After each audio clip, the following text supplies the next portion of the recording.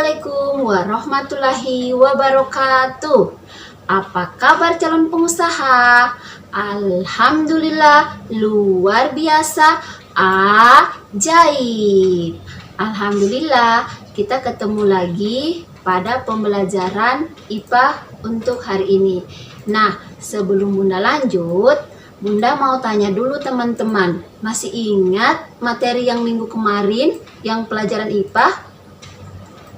Alhamdulillah, jadi materi kita kemarin itu tentang sistem gerak pada manusia dan hewan.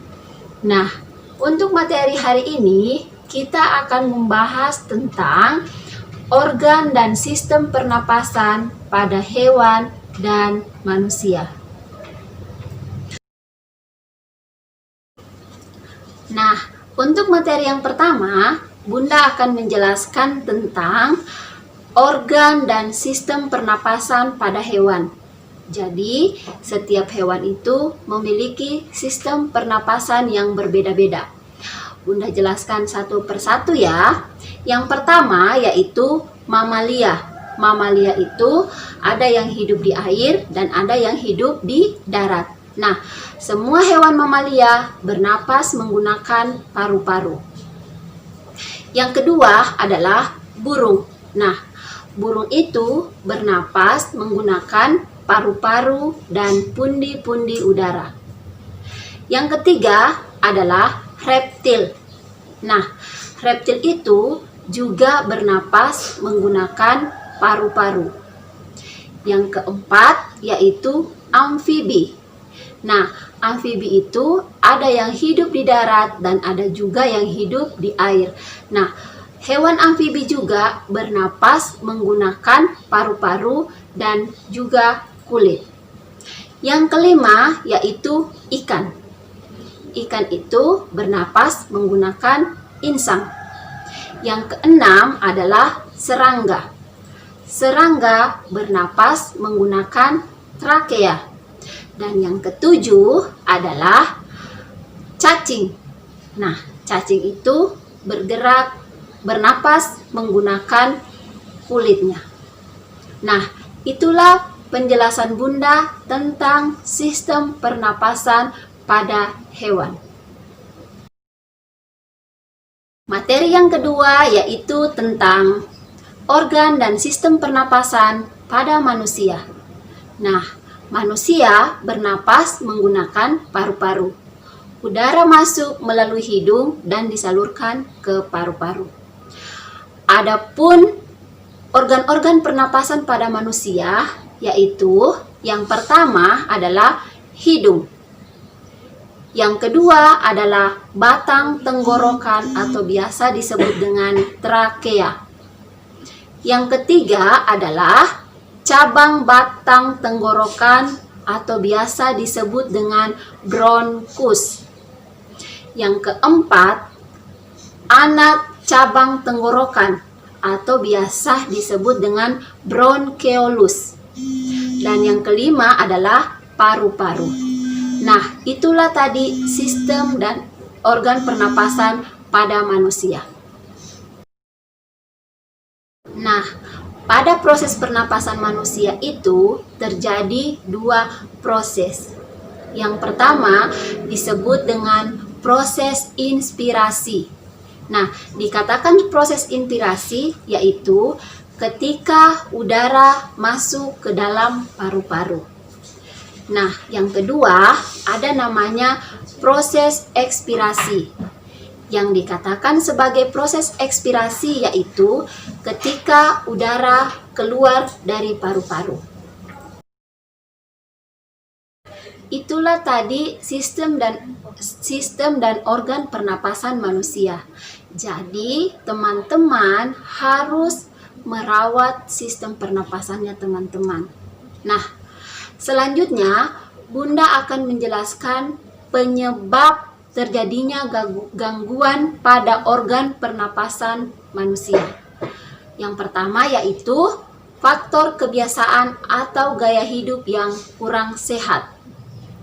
Misalnya teman-teman stres, terus kebiasaan merokok, dan lain-lainnya.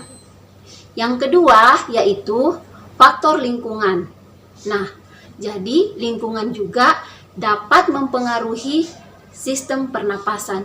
Misalnya teman-teman malas membersihkan selokan di depan rumah teman-teman. Nah, di selokan itu sudah banyak kuman, jadi teman-teman sudah mencium bau yang tidak sedap. Itu semua yang menyebabkan gangguan pernapasan. Yang ketiga yaitu bawaan lahir. Dan yang keempat yaitu genetik atau keturunan, misalnya asma. Yang kelima adalah hormon dan jenis kelamin. Jadi itulah tadi gangguan pada organ pernapasan. Adapun penyakit yang biasa menyerang sistem pernapasan manusia yaitu yang pertama adalah TBC, yang kedua asma, yang ketiga flu atau influenza, yang keempat bronkitis, yang kelima pneumonia, yang keenam kanker paru-paru, dan yang kelima adalah emfisema. Nah, itulah jenis-jenis penyakit yang biasa mengganggu sistem pernapasan pada manusia. Nah, karena teman-teman sudah mengetahui apa saja sih gangguan pada pernapasan dan penyakit yang sering mengganggu pernapasan manusia, yang terakhir Bunda akan jelaskan bagaimana cara teman-teman merawat sistem pernapasan pada manusia. Yang pertama yaitu menutup hidung pada saat udara kotor. Nah, contohnya pada saat sekarang ini di masa pandemi, teman-teman diwajibkan sebelum pada saat keluar rumah harus menggunakan masker. Mengapa teman-teman disarankan untuk menggunakan masker? Agar supaya virus tidak menyebar ke tubuh teman-teman. Yang kedua, menjaga kebersihan hidung. Jangan memotong rambut-rambut pada hidung.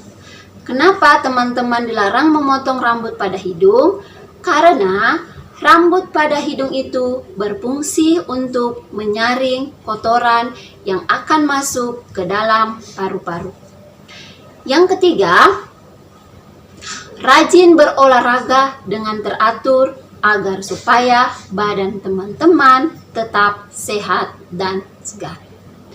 Yang keempat adalah istirahat dan tidur yang cukup. Jadi, Bunda harapkan sama teman-teman tidak ada lagi yang tidurnya di atas jam 10 malam kalau tidak ada keperluan. Yang kelima, tidak mengkonsumsi makanan yang mengandung nikotin. Karena kalau teman-teman mengkonsumsi makanan yang mengandung nikotin akan dapat merusak paru-paru teman-teman. Yang berikut, mengkonsumsi makanan yang bergizi. Jadi, teman-teman setiap hari harus mengkonsumsi makanan yang bergizi.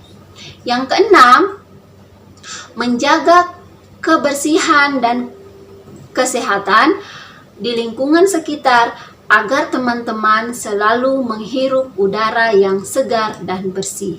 Dan yang terakhir, teman-teman harus rutin memeriksa kesehatan di klinik-klinik terdekat. Alhamdulillah, materi kita hari ini cukup sekian. Sebelum Bunda akhiri, Bunda simpulkan materi yang sudah Bunda jelaskan dari awal tadi. Jadi, yang pertama itu tentang sistem dan organ pernapasan pada hewan. Yang kedua adalah sistem dan organ pernapasan pada manusia. Yang ketiga, penyakit dan gangguan yang sering mengganggu organ pernapasan pada manusia. Dan yang terakhir adalah bagaimana cara merawat organ pernapasan pada manusia. Oke, untuk tugas teman-teman, teman-teman silahkan ambil kertas HVS. Sudah? Kalau sudah selesai, siapkan pensil dan erasernya. Setelah selesai, Bunda minta tolong sama teman-teman menggambarkan sistem pernapasan pada manusia. Kalau sudah selesai, teman-teman bisa foto hasil kerja teman-teman. Untuk kelas Said, teman-teman kirim ke Bunda, dan untuk kelas Abu Darda, teman-teman kirim ke Yanda Agusli. Sudah teman-teman? Oke teman-teman, tetap semangat ya belajar di rumahnya. Teman-teman berdoa semoga pandemi segera berakhir sehingga kita bisa berkumpul kembali di SD Islam Khalifah Palu yang kita cintai.